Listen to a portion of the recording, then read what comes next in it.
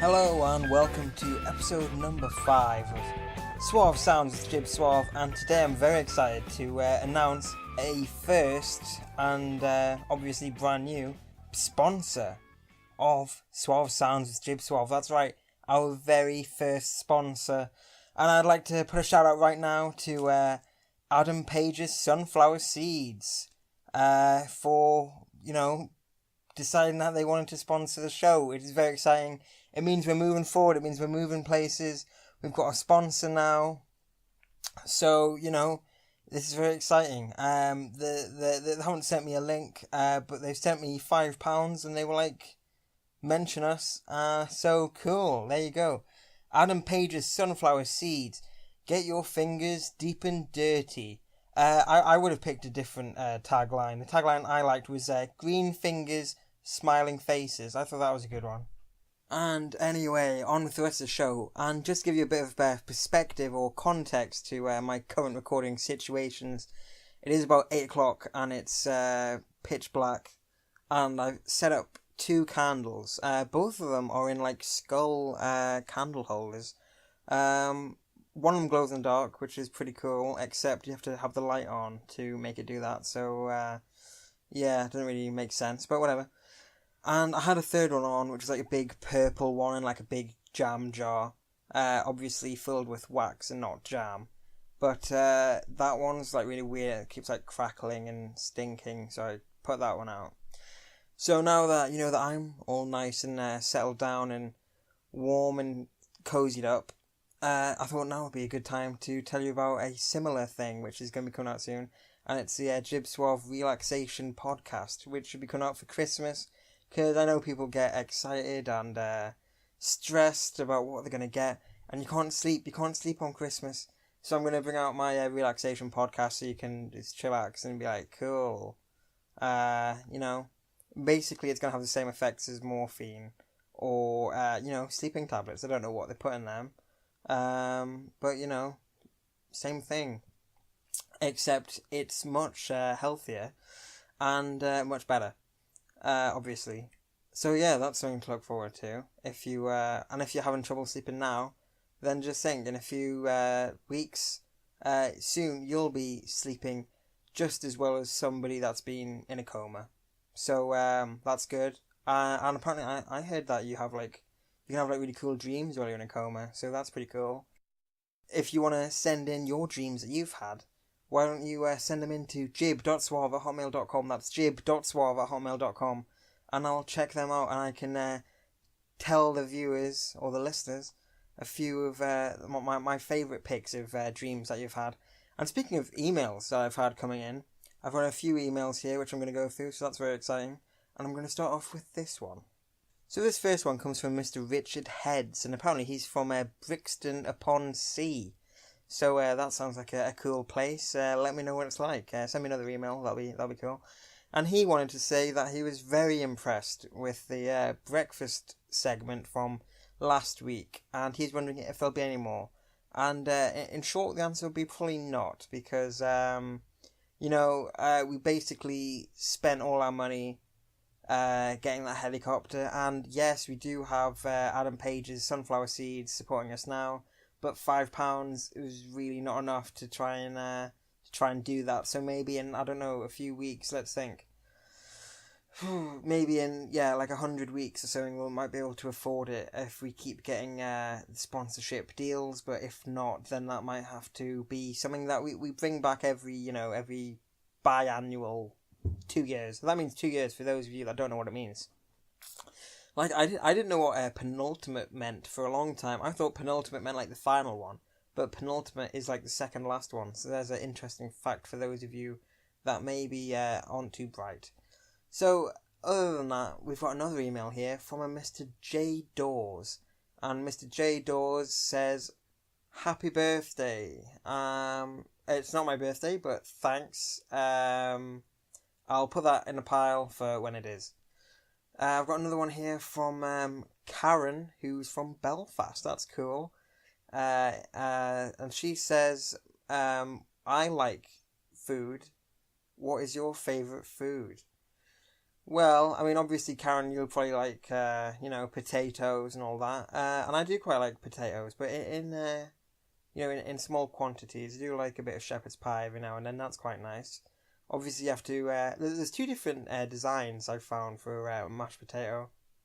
Well, not mashed potato, for a shepherd's pie, rather. And one of them is people slice the potato into, like, slices, and, like, layer it on the top. Whereas other people just make a mashed potato and put the mashed potato on top. Now, both are rather interesting. I would say, out of the two, I would probably prefer a shepherd's pie with mashed potato. I would have to say that. And you put a bit of cheese on top and it's all cool and whatever. And obviously have a bit of gravy, because sometimes, like, so much mashed potato can get pretty dry, And I'm like, I need something to wet the palate, wet the whistle. And the gravy seems to do that. So there you go, Karen. I do like shepherd's pie mashed. Also, another thing about food here from Brianne, I don't know if I'm saying that right. Brianne from Coventry, cool. I've heard of it, I don't know where it is. And she says, we've all heard the phrase apples and oranges, but if you had to choose, which do you prefer? Now that's a good question. Because I do like apples, and you get different types of apples. But I do like oranges as well. And you get different types of oranges, obviously, because you get grapefruits, and you get, little ones. So apples, you get red and green, and I like both. My favourite type of orange is a Satsuma, or it's the one that I have most commonly. I do like them that you have to cut up, and you can make it like a smiley face, which everyone does when you put it in like a mouthpiece, or like a gum shield, and everyone sticks in like, oh look, I've got a big smile, whatever, stuff like that. And honestly, I like both. I can have one day where I prefer oranges, and I can have another day where I prefer apples.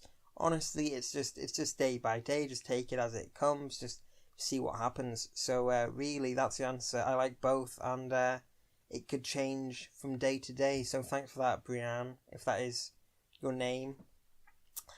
So that's it for the mailbag for this week. But thanks everyone for sending them in, and make sure to send your questions to jib.suave@hotmail.com. That's jib.suave@hotmail.com. And now let's send it to some adverts, courtesy of Adam Page's Sunflower Seeds. Get your fingers deep and dirty. At the Money Shop, we're offering new customers 20% off our personal loans, so it could cost you as little as 49p per day per £100 borrowed. Come into your local Money Shop store today. Representative example, £240 borrowed over 3 instalments at an annual interest rate of 233.6% fixed. Total repayable is £319.95, comprising of 3 equal payments of £106.65. 753% APR representative. Loans are subject to credit and affordability checks and are repaid in monthly instalments. Reduced daily interest rates between 49 to 64p based on length of term. Previous rates from 66 to 80p. Borrowing for a longer period will increase the total cost. Customers must be 18 plus. T's and C's apply. Ask in store for details. Warning, late repayment can cause you serious money problems. For help, go to moneyadviceservice.org.uk. Alright then, welcome back. And alright, after last week talking about Undateables, I did have a bit of feedback, if that's the right word, concerning the blobfish remark that I made. I've got nothing against blobfish. I don't know why people thought that was such a big deal. Blobfish are cool. I've also mentioned pot noodle hair. I like pot noodle. Pot noodle's cool as well. So people whinge about that. You don't need to, because I like both of them. And now seems as fitting a time as any, really, to do the Joke of the Week section. So let's hit that amazing, fantastic jingle music, and let's hear this week's Joke of the Week. Joke of the Week!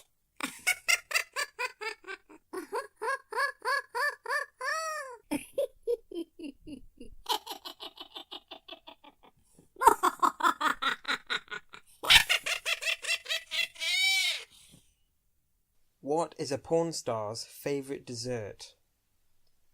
Sticky toffee pudding.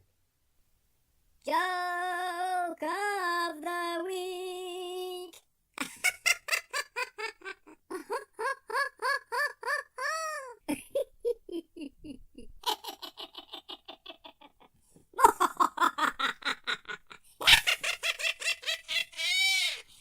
Alright, that was this week's Joke of the Week, brought to you by Adam Page's Sunflower Seeds. So a main part of this little dealia bob that we've got going on is that he gets to advertise on my show, and I get to present his adverts. So that's something to look forward to in the future. Jib Suave on your TVs advertising Adam Page's sunflower seeds. And I'm very excited. I've got the filming coming up tomorrow. I've got my outfit sorted, and when you guys see it, I hope you give me a message on the old email and tell me what you guys think, because I'd love to hear your feedback. Now, I have a story which I'd like to divulge, and usually some people find some things embarrassing. They'd be like, "Oh, mate, that topic, maybe let's just not touch on that."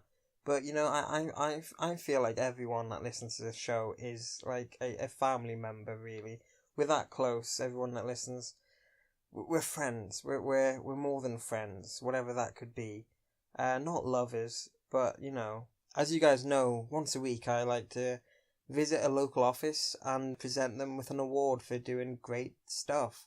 Because I don't think people in offices get as much credit as they deserve for sitting around in a cubicle and playing on the computer. So I go around with the camera crew, some party poppers and some silly string, and give them an award. It changes from week to week, and this week I was in Harrogate, and I went to JLB and said, "Hey, you're doing good." His name was Tim, and he was very nice. He said thanks, and I got escorted from the premises quickly after. But it was good while it lasted, and it's always good to bring a smile to someone's face, whether they're, normal or disabled. I mean, it doesn't matter to me. Just a smile is a smile. And really nowadays we don't have too many of them. We've got all this stuff going on, like, I don't know. I heard someone sewed a dog to a cat in Romford and just set it about walking around the streets like stitched together. And that's not on. I mean, at least have it as like the same race of animal. You could have two dogs sewed together, and they wouldn't get into as much of an argument as a cat and a dog would, because they're like mortal enemies. And if you're sewing them together, that's just crossing the line. I mean, if you had something like, I don't know, a polar bear and a grizzly bear, I think that would be kind of interesting. Well, we're moving on to animal rivalries here. And yeah, I think it would be really exciting to have like some sort of animal kind of, not a fight club, but like a virtual fight club. So you could pit armadillo versus a hedgehog, and you could see who would win, and they'd each have their own like finishes, and like a hedgehog would like jump up in the air and do like a back senton splash and just like impale the armadillo. Although it's got a shell, so would it work or would it not? That's the kind of answers that you would get from Animal Virtual Fight Club. So, if you got any more ideas for some fun animal virtual battles that we could have, send them in to jib.suave@hotmail.com, and I'll bring it up next week, and I'll come up with who I think would win out of your scenario. So, that's something interesting that you can hit me up with.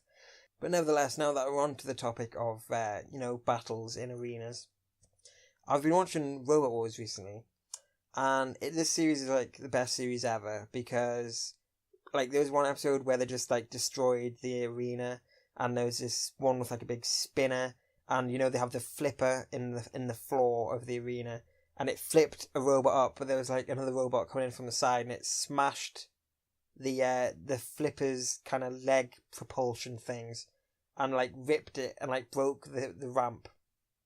Or the flip or whatever. So that was really cool. And then we had, I think this was the week after, one of the robots was completely exploded, and it sent a massive bar through the bulletproof glass, and it like smashed into like another set of bulletproof glass and just like fell to the floor. So that was cool. There's just been like loads of stuff that like you've never seen before in this series, which is, that's what you want really. You just want stuff to be as crazy as possible, and they're delivering, so good on them. But my idea was, I was like, could you imagine, like, having an arena, with robots versus people? Like, you know, in the olden times, you had, like, the Colosseum, and you had the Romans versus the lions, and, like, they had ropes, and, swords, and shields, and all that jazz, and outfits made of leather, which probably just annoyed the animals even more, because they were like, that's, like, made out of an animal, so, you know, I'm more annoyed now. But anyway, I really want to see, like, robots versus people, and we could get the people to be, like, criminals, or whatever. Like, if we knew they were definitely a criminal, and they were, like, a murderer, or, like, a pedo or something, just put them in the arena, and then I want to see if, like, these, like, bars that they get, there's one that's only, like, 7,000 rotations per minute. That's pretty cool. And I was like, well, I would love to see if that could rip off a man's leg if it hit it. So, like, the only way to find out really is to do it. Unless you use, like, Mythbusters and you get, like, them kind of, like, weird, like, wacky jelly people that are meant to, like, represent real people.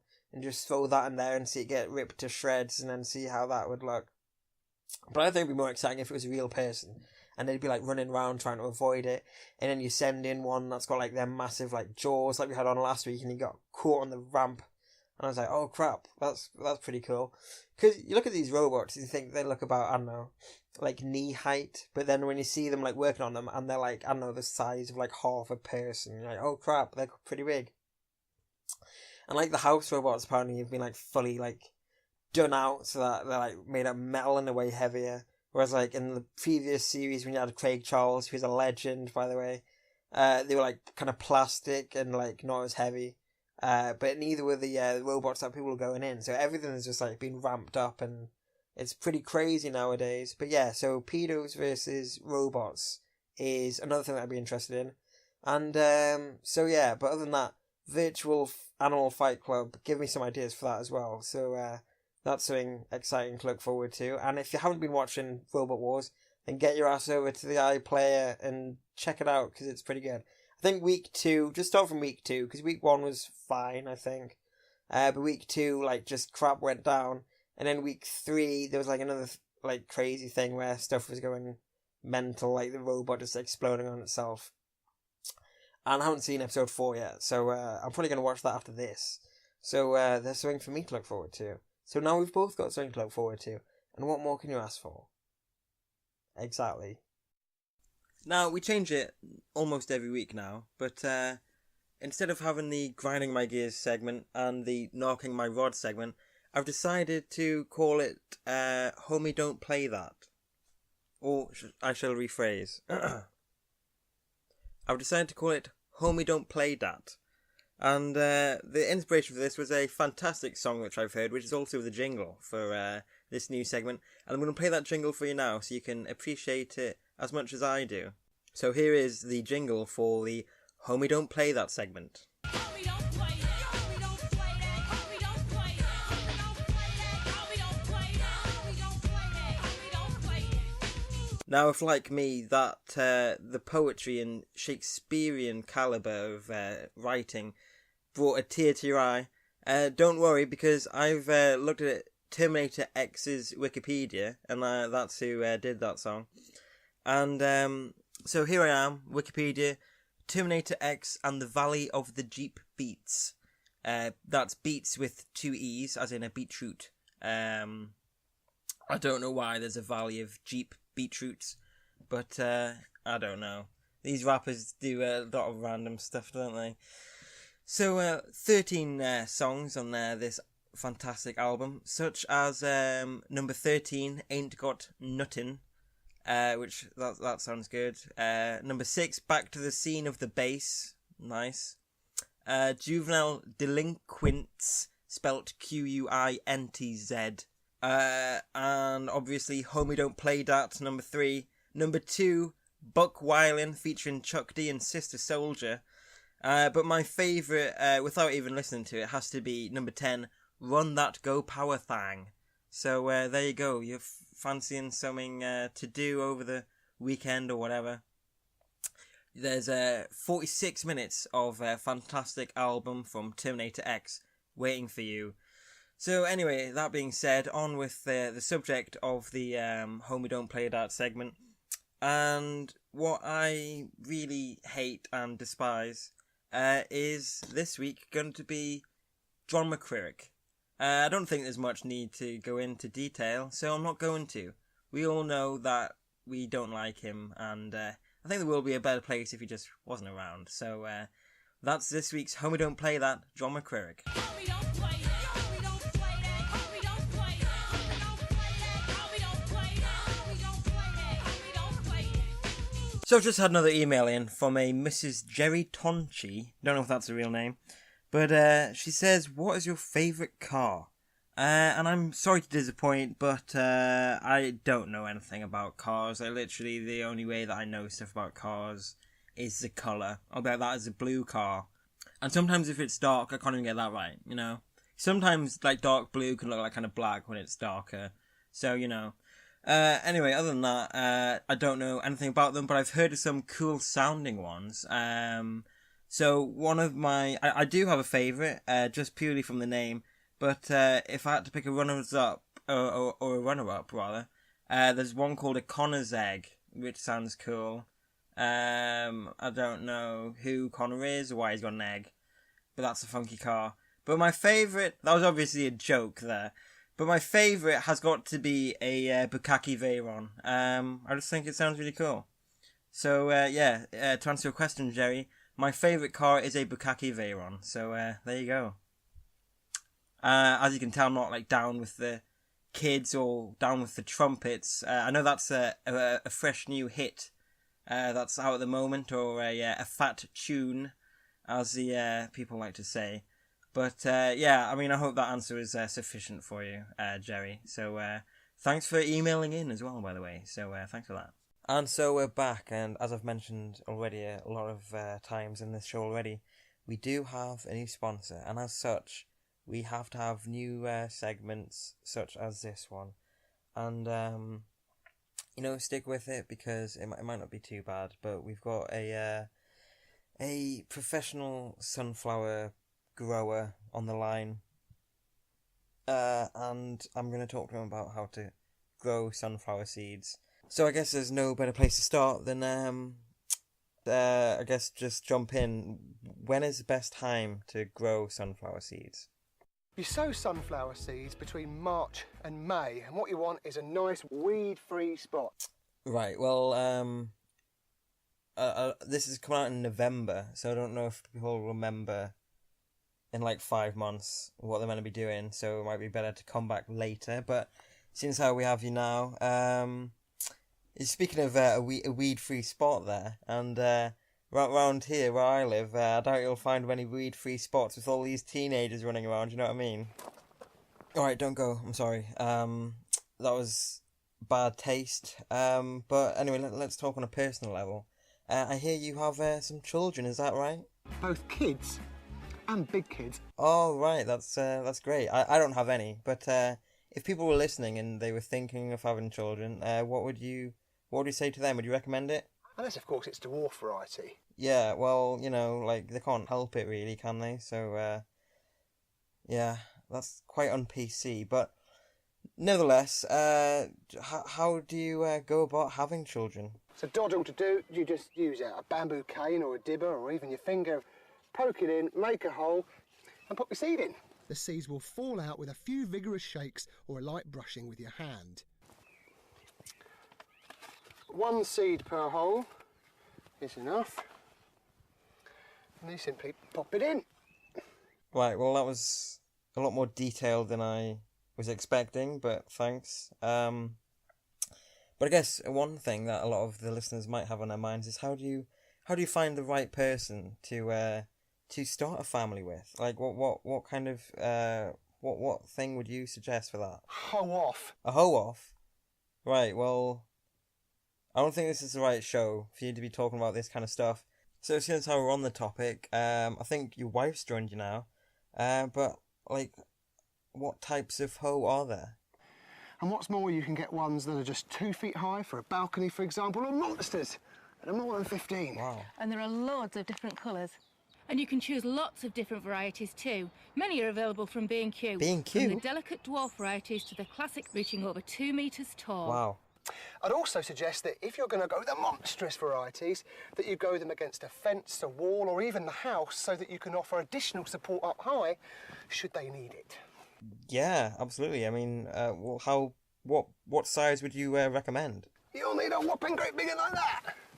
Right. Well, I meant the woman, but now that you've brought it up, like how it sounded quite heavy. How big is that one? About 30 to 40 centimetres. Jesus, don't know how you managed to carry that around. But let's say you wanted to perform and you couldn't. Like, what would you recommend? Do you think it'd be a good idea to get some friends over to try and help the situation? But I like a few more, just in case they don't all come up. If you do get them all to come up, of course. You're very lucky, first off, but you can always go in and thin them out. Thin them out? That sounds quite sinister. Like, how would you suggest thinning out your competition? You simply chop off the heads and dry them out for a couple of weeks somewhere warm. And then, once the heads are completely dry, you just pop them in the oven for 30 to 40 minutes or so, about 150 degrees C. Pop them in a jar and then enjoy a healthy snack. You eat your competition. But, alright, we've had you for quite a while now, but now that we're winding down, like, say if it was just you and a friend, and she was up for it, like, what would you suggest doing? Then, roast them. Roast them, yeah, I guess you could do that. But what about if there was a situation where you were in a group of people, and there was a guy there that you didn't really like, maybe he'd, like, called your names and you'd pushed him over on a muddy football pitch and you were like, that guy's a bit of an ass, and you didn't want him to get involved with your woman, then what would you suggest the best course of action would be? And then you just cover the hole. Yeah, I guess that would work. Well, I don't want to keep you from your gardening, so I'll say thanks for coming on, and maybe we'll have you back in the future, so thanks for that. And sorry about that, folks. I mean, we did get quite off topic, but you know we've covered our gardening quota for this episode, so I mean that's the best we could ask for, really. So thanks to him. And if you're wondering who that was that we just had that fantastic interview with, it was Mr. and Mrs. Odendron, Rod and Tulip. Thanks to them. So anyway, let's have a look at what else we have on the agenda for this week. Alright, ladies and gentlemen, just got back from a toilet break and I'm pleased to report I am flowing clear. I'm not surprised though, I've had 4 litres. 4 litres I've consumed today, and some of that was actually drink, so there you go. But we've already touched on the Homie Don't Play That segment, but I've just been, trawling through the interweb as you do, and there's something else that has awoken inside me. It's a hatred for something in particular, and that thing is basically society. But I'm going to try and pinpoint what exactly I'm talking about. So, well, before I get into it, let's play the jingle again. So here we go. Homie don't play that. Homie don't play that. Homie don't play that. Homie don't play that. Homie don't play that. Homie don't play that. Homie don't play that. Alright, nice. So we're back, and so basically I've just been watching the Deadpool 2. I don't know if it was a teaser trailer, I didn't actually watch it. But I saw the thumbnail for it, and it was him like acting like Bob Ross. So first of all, I already like Bob Ross because he's cool, and it's good to go to sleep to. You can just whack on Netflix, and he's beating the devil out of it and painting a shack in a wood, and it's good to go to sleep to with his Bob Ross's dulcet tones, much like it is easy to go to sleep to my dulcet tones when you listen to the Relaxation Podcast. But nevertheless, I watched about 30 seconds of it, and it was him going through the colours, and it was funny. Yeah, it was funny. But I'm waiting for all these people who are going to start going, oh yeah, Bob Ross is so cool, I've started watching Bob Ross, and Bob Ross is going to blow up again. Why do these people have to always jump on these bandwagons? Like, the thing I'm going to compare it to is Harley Quinn. So, you'd think like the entire world wouldn't have known that she'd been around for, I don't know, like 25 years roundabout before she's even in a bloody film. And as soon as she's in the film, oh, Harley Quinn, let's dress up as Harley Quinn. Like, get lost. Find your own thing. Like, it's so stupid. And I'm like, oh, wow. Yeah, like, as if she's, like, not existed for the past 20 years. Now everyone gives a crap. Whatever, man. What, like, it's just stupid. Like, the whole, like, mainstream thing nowadays. And you got, like, X Factor and all that. I don't give a damn. You'll have, like, a painter. Oh, wow, painter. And his dog died. Oh, how sad that is. Or, like, and that's his sob story. And on Britain's Got Talent, oh, I'm a juggler, and one time I was juggling and I hurt myself and I couldn't work ever again. That's his sob story. Whatever. I don't care if you can cut a melon in half with a sword. I don't care about all of that. Like, please, God, can we just get past this whole just having crap that everyone thinks is cool? Bob Ross isn't crap, but I'm telling you, I'm calling it now, yeah? Like, there's going to be something to do with this, and people are going to be all, like, over Bob Ross and say how great Bob Ross is. I've liked Bob Ross for years, and it's not been cool, and all of a sudden it's cool, like The Rock, yeah? People are like, oh, isn't The Rock awesome? Oh, isn't The Rock awesome? Oh, look, John Cena. Yeah, well, where the hell was everyone else when wrestling was going on before, huh? Like, was everyone into it then? No. So you can bugger off, yeah? Leave people liking stuff, the people that actually like it, and not just the people that want to jump on the bandwagon, yeah? So, I think I'm perfectly within my rights to hate on these people, because they're very annoying. And if it's you, then you're part of the problem. Yeah, that is really annoying. And I'm pretty sure now that I brought it up, many of you will agree. Because it's true, like, so much stuff is just like, honestly, like, how great is this? Well, yeah, it's good, but it has been around for, like, ages before you guys started liking it, and now that you guys like it, you think that you're the ones that, like, are the only ones to like it, and you're not, so, screw you guys.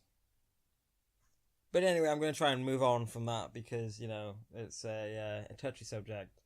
And for the record, Deadpool was fine. It wasn't fantastic, it wasn't phenomenal, it wasn't great, it was fine. So there we go, I'm setting the record now. Anyway, other than that, what's been going on? I was watching Road Wars yesterday.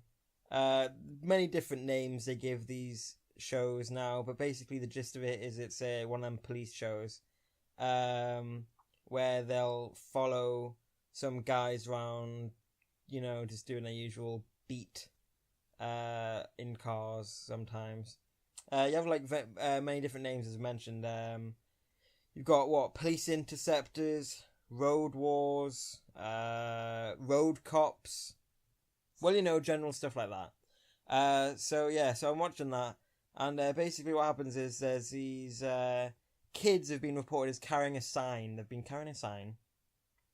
So the police cruiser is called in to go and check it out. So they're driving along, they come across these kids carrying a sign. Turns out they're 16, 17, and they're both drunk. And she's like, oh, and a policewoman's like, oh, why are you pissed? And how you pissed if you're 16? First of all, shouldn't be using that kind of language around minors. And second of all, she said, I know everyone does it, but it doesn't make it right. I never did it. I'm a good, honest soul. I never did anything like that. So don't know what she's talking about. So the police can be wrong. We've established that from today. If anything, if you remember anything, it's that the police can be wrong, and also that people like to jump on the bandwagon. But let's move on from that. Anyway, so they're like, actually, there's these kids. Two of them just like run off straight away, and so they're talking to these other two that have just like dropped the sign. Like, oh no, don't drop it now. So they go over, and the woman, she's like, oh, how where'd you get that sign from? So the camera then cuts to the sign which had been dropped, which is lying on the floor, and it reads Maidenhead Rugby Club. And so she's like, where'd you get the sign from? And I'm thinking to myself, well, I can hazard a guess. maybe it came from the Maidenhead Rugby Club. Turns out it did. So they were like, well, take it back. So they did. But anyway, moving on from that and on to more pressing issues. I've come to a big wall in terms of actual stuff to talk about on this show. I believe once I've sorted out this bit that I've done here and what I've recorded previously, I should have about, I don't know, let's think, 1 and 2 and 3 and 5, 6, 7, 8,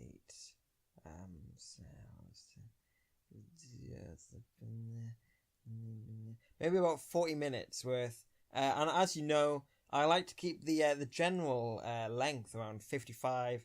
You know, it's usually like, I don't know, 53 to 57 minutes. You know, who really gives a damn? But yeah, we're struggling for like 15 minutes worth of stuff. So I don't actually know how I'm going to fill it. I'm going to have to come up with some fantastic new segments, some new material. Although I have not yet covered the film review, which I could do, because that usually takes up a lot of time. And I don't have 20 minutes of Undateables to talk about. Although I was watching that as well yesterday. And there's a guy who likes James Bond. I don't blame him. James Bond is one of the greatest things ever. And if you're wondering, it is better than Harry Potter, so yes. Anyway, so he goes on a date with this chick, and it turns out that she's, I don't know, I'm trying to think, like someone that she knew, like her relative worked on like the first film, and this guy was like, oh my god, I don't believe it. He was having like a panic attack, because someone that he just met's ancestor from like what would have been like 65 years ago. Was the first one 65 years ago? No, 55 years ago. It was 62. 55 years ago, met Sean Connery, and he could not contain himself. So that was funny. So yeah, let's go on to the classic film review and walkthrough. So without any further ado, let's hit the jingle for that. Classic film review and walkthrough. And this week, I don't actually know what the film is going to be. I've got a few that it could be. What's a film? I need to pick a film that I've seen like a hell of a lot, so I can remember like all the beats, all the plot beats, not beats as in the value of the Jeep beats, as in what's it called, Terminator X. Not them kind of beats. Beats as in, yeah, hitting them. All right. So let's go for a short film. What's a relatively short film? Let's think. I'm looking at my DVD list here and I'm seeing Shaun the Dead and 28 Days Later. 28 Days Later, I can remember the start. I'm trying to think where it goes from there. Let's just go with 28 Days Later. Who cares? Actually, yeah, this is like a belated Halloween special edition of the film review. And we'll go with 28 Days Later. So, okay, I have nothing written down, so let's just freestyle and go with it. Alright, so 20 Days Later starts off with Cillian Murphy's Wang in a hospital, and he's naked in a hospital, and he wakes up and he's like, oh, where the hell is everybody? He's like walking around, he's like, hello, and no one's there. And as you would, he goes and steals some cans from the vending machine that are free. And he's having a walk around London, completely empty, nothing there. Oh, I forgot to mention the prologue is the guy of Uncle Max. And also he has nunchakas on the day-to-day.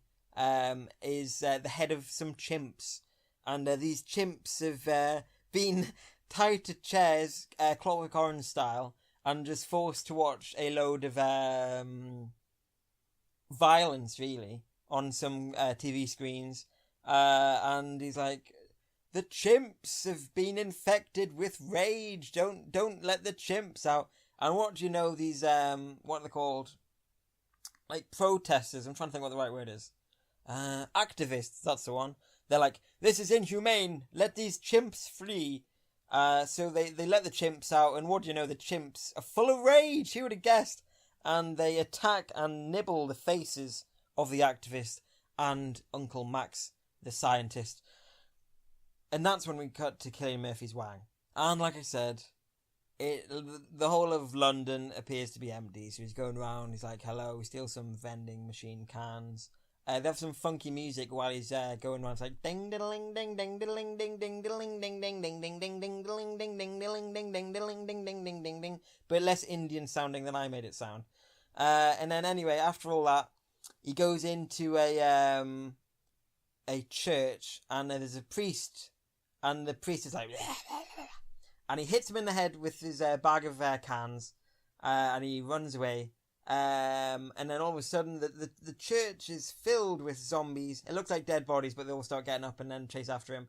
He's running away, and he's about to get caught or whatever when all these Molotovs start flying. Boom! Off they go, the Molotovs. Boom! Crash! Explode! Etc. And it turns out it's Naomi Harris, who you may know as Miss Moneypenny out of basically all the James Bond films after the best one. So that's Skyfall, Inspector, she's in. I don't think she's in Quantum of Solace, which is lucky for her because it sucks. But anyway, alas. You've got the Scarecrow from The Dark Knight, and you've got... Oh, and you got Doctor Who comes in later on as well. Who else is in it? Mad-Eye Moody. Who else is in this film? It's full of characters. Let's have a quick think here. Anything coming? Nothing. Oh, there's a guy that was in Peep Show. Is one of the soldiers at the end as well. I'm trying to think who he played in that. I think. Oh, he owns the gym where Mark and Jeremy have a poo in the pool, or it's Jeremy has a poo in the pool. And they blame it on the massagist and say that he felt his member, but he didn't, and it was all a ploy. Anyway, if you don't know what I'm talking about and it doesn't make any sense, yeah, it's because you haven't seen it, and that's not my fault. So okay, moving on. Where were we? Okay, they've just been saved by the Molotovs. So Killian and the rest of them. There's a new guy and a new girl. The girl's Moneypenny. I'm just going to call her Moneypenny. So there's Moneypenny and Killian, and this other dude, and they hide in like a sweet shop, and he tells him a joke, which is I don't know, it's like something like he goes to a bar with a giraffe, and him and the giraffe get really drunk, and then the giraffe passes out, and the guy goes to leave, and the barman says, "Hey, you can't just leave that line there," and he goes, "It's not a lion, it's a giraffe," and that's the joke. Anyways, they go to Killian's house, and his parents are dead. Because they like overdosed, I think. They kill themselves, and they're like lying in bed and all like kind of whittled away. And I think they stay there the night, and then what do you know? There's a zombie comes in, and it like they like sick up on the guy. And they kill the zombies, and Naomi Harris basically kills this dude because she knows he's going to turn into a zombie. After that, they see some flashing Christmas lights on like a balcony, so they go and check it out, and it's got loads of like trolleys at the bottom. And then somehow the zombies like hear them or something, and then they're running up their high-rise stairs, and they keep going, and they're really tired, and something to do with them having like chocolate or something. And then they get to the top, and what do you know? It's Mad-Eye Moody with a shield who batters these zombies, sends them down. They go crashing onto these trolleys down the middle of this stairway. They go in the house, and it's basically Mad-Eye Moody and his daughter live there, and they've been running out of materials, and they've got buckets and stuff set up on top of these flats to try and catch the water, but it hasn't rained in however long. And they have a walkie-talkie from which they hear Doctor Who number 9, Christopher Eccleston, saying there's sanctuary here with the army. There's an army base here. Come and see us, and you'll be fine. So they're like, okay, that's our plan, which makes sense really. That's our plan. We'll go over there. So they leave in a taxi, and there's a scene where they go and oh, that's right. Okay. I was trying to think how we got there. And they go and like go around the shopping market and stuff like that. And then there's a bit where they get stuck in an underpass, and there's loads of rats running away from the zombies, and this little kid has to, I don't know how old she is, she's not that little. and she has to like sort the wheel out and change the wheel so that they can escape because it gets punctured because they give no craps. They just drive straight over a bunch of cars, and one of the wheels gets punctured, so they have to undo it and get rid of it. And then the zombies come, and then they get in the car and drive away just in time. Phew! There's another bit where from my memory, they go to a field and they look at some horses. That's all that happens in that bit. Oh, he has a dream that they all die or something. I can't remember. Anyway, there's also a bit where they go to like an empty restaurant. I'm just snowballing off the top of my head. There's a bit where they go to an empty restaurant and there's a little boy, and he like traps him down because he tries to attack him, and then I think he kills him with his baseball bat, but he doesn't want to. And that's like when he's like, okay, I'm gonna have to kill people here that I don't want to kill. But it was like a zombie boy. It wasn't like a boy. Anyway, so they go to the army barracks, or they're trying to get there, but it's all like cordoned off. Mad-Eye Moody is looking at a raven, and he's really annoyed, and he's like, oh, damn it, and he kicks, or it's making a noise, so he kicks this corrugated iron, and the raven's eating a zombie on top of this, like, kind of scaffolding thing, so he's getting annoyed, so he kicks it, and he looks up, and a drop of the blood goes in his eye, and he's like, oh, my eye, and then the daughter tries coming over, and he's like, stay away, and then he kind of turns, and he's going to attack them, and then all of a sudden he gets the absolute crap shot out of him. He's absolutely destroyed. And it's the army who were hiding in the bushes and didn't think to alert them of their presence earlier. So, whatever, don't get that bit. But Eccleston is the leader, and they take them to this big house where they've set up a perimeter. They've got trip mines and barbed wire. They're basically safe here. And they have a guy tied up outside who's a zombie, because they want to see how long it can last before he, like, starves, basically, so that they can work out how long they need to wait it out. Good plan. So, spoiler alert, turns out that the soldiers want the kid and the money penny so that they can have sex with them, really, and make babies to repopulate after this zombie outbreak. And Killian's not happy with that. And him and this other officer try and cause a stink, and they get shut down, and they send like the dweebiest little soldier guy who's like a cook, and he wears like a dress or an apron or whatever, I don't know. And they send him and this other guy who thinks he's a badass out to execute them in the woods, and they get there, and it turns out they've executed like loads of people before, because there's like a big pile of bodies. Anyway, they shoot. Well, hang on, what happens here? Let me think. Right, well, something happens, and either way, they think Cillian Murphy's run away, but he's just dived into the pile of bodies, and they run past him, and then he goes and climbs over the barricade, like, wall, and escapes. And he's lying there on his back, like, looking up at the sky, and there's a plane going across. And he realises that the whole world's just like going on as normal while all this stuff's going on here in England. Because before that he thought like the whole world just turned into like a zombie apocalypse. But apparently not. So, he mounts a comeback, and he goes off and he goes back to the, to the place where they shot Mad-Eye Moody, and he's got an air raid siren which he's like cranking, and it alerts the soldiers, so some of the soldiers go to get him because they know that he escaped before. And anyway, he managed to pick them off like one by one with like a big wrench, and there's some zombies come along as well. And anyway, he beats them, and he's got some guns. So he goes over to the big house where they're preparing to have their way with the two women, and he shoots the leash of the soldier that they've been using outside as a guinea pig. Stupid idea, in case he gets the women. Like, you didn't think about that. Whatever. So he runs inside. This is the zombie.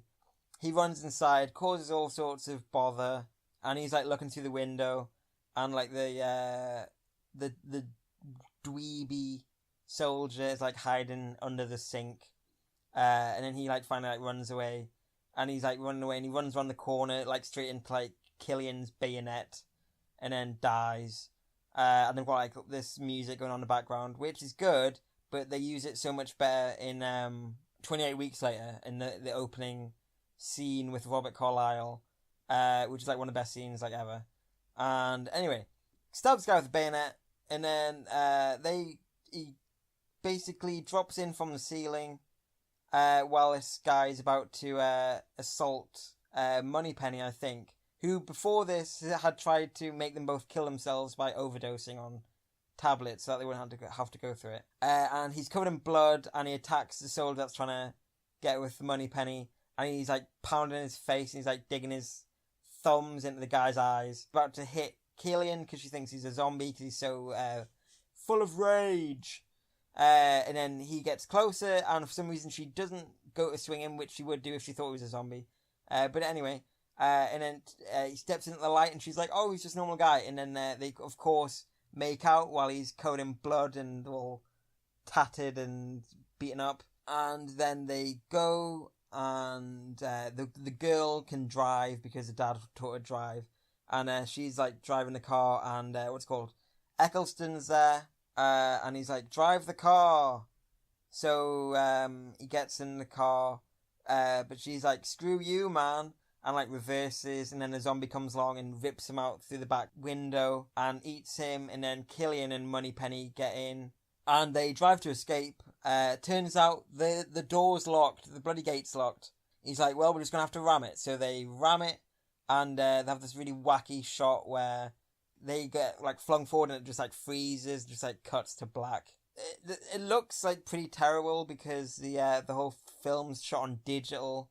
So it's like really grainy. Like even if you have a DVD copy, it looks like you've pirated it off like some guy from a pub. But anyway, they wake up, and they're in like, I don't know, I think it's like Scotland or something. And there's like this old like tramp looking zombie who's just dying on a bridge. And there's like hell is written on the field in like big white letters. It's HEL. It cuts to Killian waking up, and he goes through, and Moneypenny is sewing some stuff, and she's like, oh, I thought you'd never wake up, or whatever. And anyway, the girl comes in, she's like, it's coming. So she's like, help us with this. So they take these sheets out, and it makes a P to make help. Like, hey, hey, and they're jumping up and down, waving at this plane which comes over. The plane comes over, and it flies over the top of them, and they're all looking up and all smiling. And she goes, do you think you saw us this time? And that's the end. So there you go. And there is like an alternate ending where I think Killian dies because they take him to like a hospital, and he has like weird, like kind of trippy things of him getting run over while he was riding his bike, which is how he was in a coma at the start anyway. And then he just like dies, and then the two girls just like walk off. And on Film 4, sometimes if they get the end of the credits and they've got extra time, they'll just have a bit and it goes, what if? And then they just show the alternate ending anyway. It's kind of wacky, whatever. So yeah, there you go. Hopefully that filled up some time. So that was my review. Well, it wasn't actually a film review. It was a walkthrough of 28 Days Later. So there you go. Frankie Boyle. Not Frankie Boyle, what's he called? Danny Boyle. That's the one. I would love to see 28 Days Later directed by Frankie Boyle. I think that would be good. Actually, anything directed by Frankie Boyle. So yeah. So it's a mixed bag really today. I've got good news and bad news. Obviously you want to get the bad news out of the way first, and basically Windjammer is still missing. I don't know where he is, I don't know where he could be. I've put his picture on the side of milk bottles. As of yet the search remains fruitless. We can only hope that he's okay and he's out there doing well. And if you can hear this, Windjammer, we're thinking of you, and we want you back safe soon. Good news though is it turns out that the advert that I'm doing for the sunflower seeds is going to be with Kevin Spacey. That's right, an actual big star celebrity, Kevin Spacey. And I'm so excited. I mean, this is like insane.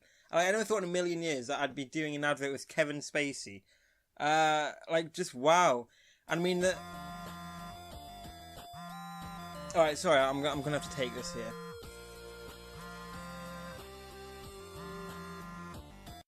Hello? Yeah, that's me. The man that's straight as leaking sweet as a nut, that's right, yeah. Yes, I did. Why, what's happened? No, the news is for nerds. I don't even bother. Why do you ask? Well, it must matter if you brought it up.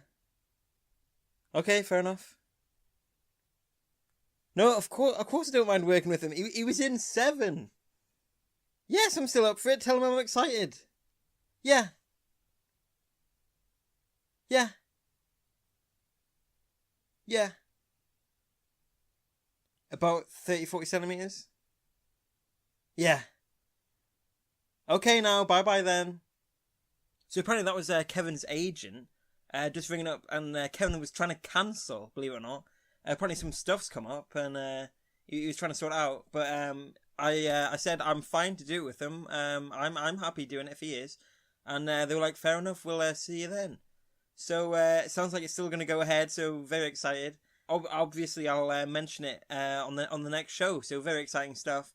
And I'll give you an update next time. So anyway, on to other matters now.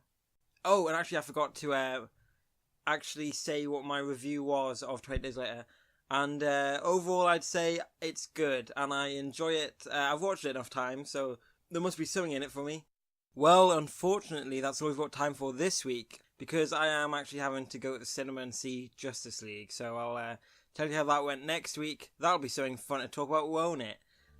But alas, other than that, I guess there's nothing left to say, other than it's time to say goodbye, and I'll see you guys next time. I'm waving!